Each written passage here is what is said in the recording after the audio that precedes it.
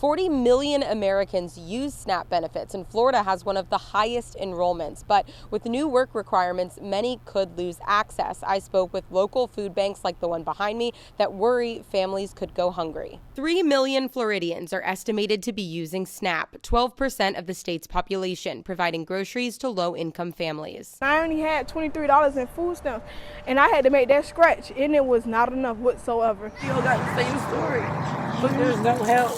It's very hard to figure out how I'm going to feed my son and my daughter every night. On average, it's about $6.12 a day, but starting this week, millions will lose eligibility. There are children that will not have access to healthy food, right? There are families that will struggle to put good, healthy food on their tables. These have long-term repercussions. Harsher requirements could put more strain on nonprofit food kitchens like Feeding Tampa Bay. We're already looking after 1 million folks every day who need our support across the 10 counties we serve.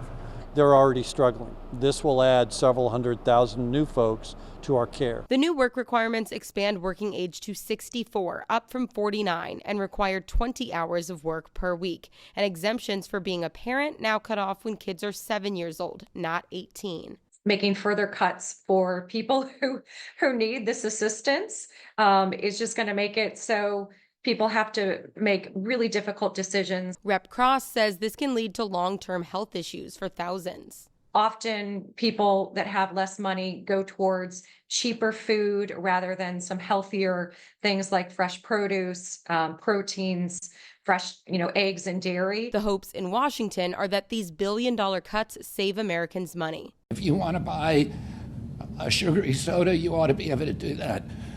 The U.S. taxpayer should not pay for it. Starting next year, soda, energy drinks, gum, and prepared desserts will not be included in SNAP benefits. States will now cover 75% of SNAP costs, up from 50%. It's just another attack on, people who are struggling to get by already. It also puts more administrative burden on our state.